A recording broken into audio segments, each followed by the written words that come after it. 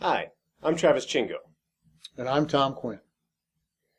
We're introducing a series of informational presentations designed to cover the areas of human life that are responsible for the state of joy and happiness that is the birthright of all. The areas that will be covered are personal development, health, happiness, relationships, finances, spiritual awareness, and your personal impact on the world. The world is in chaos because the human race is in chaos. In a world where humans cherished love, joy, peace, long-suffering, kindness, goodness, mildness, and self-control, we would have no enemies. There would be a civilization so advanced from cooperative research conducted for the good of humanity versus commercial self-interest that disease, poverty, persecution, and pain would be gone. A world of joyful, progressive enlightenment for the benefit of all would be our existence. Impossible, you might think. You would be correct when you speak of the present system of things on earth, a system where self-interest prevents us from looking beyond the desires of our personal flesh, preventing us from realizing the world we could have, a world that was intended to be. We're not so delusional as to believe that the current order of things will be suddenly or even ultimately transformed so that chaos will be changed to utopia because we all have a change of heart. No, our greed is in our DNA. But that does not mean that we have to resign ourselves to a life of selfish contention, pursuing our own selfish welfare at the cost of the welfare of others. That's survival of the fittest.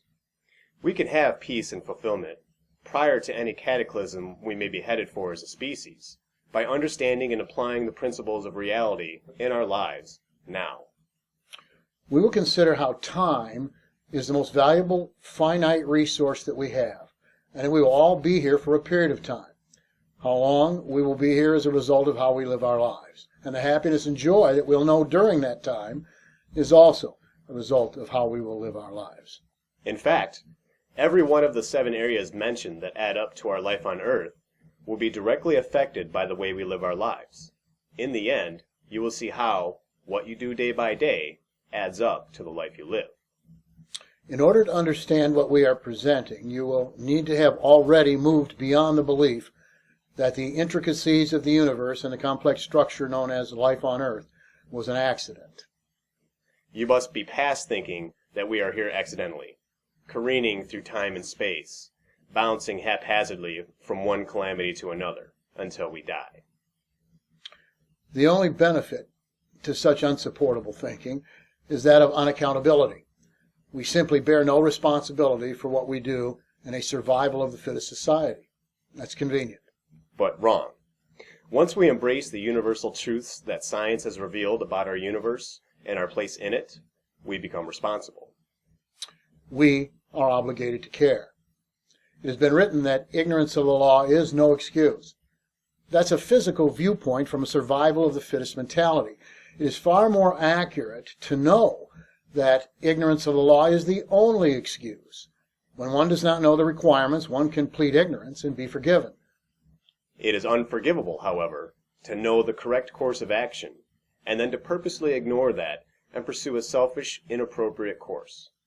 Once you are enlightened, you are obligated to care and to conduct yourself accordingly. Failure to harmonize with reality is a progenitor of degenerative chaos and guarantees destruction. That's the world we find ourselves living in. We will demonstrate that the universe is made of energy. You are made of energy. In fact, Albert Einstein's equation, E=mc², energy equals mass times the speed of light, 186,000 miles per second, or 671 miles per hour, squared, is the basis for all of the discoveries of modern science. That equation shows that if you could move at the speed of light, squared, you would turn into complete energy. There is no smallest particle in the universe that makes up all other things. That was supposed to be the atom.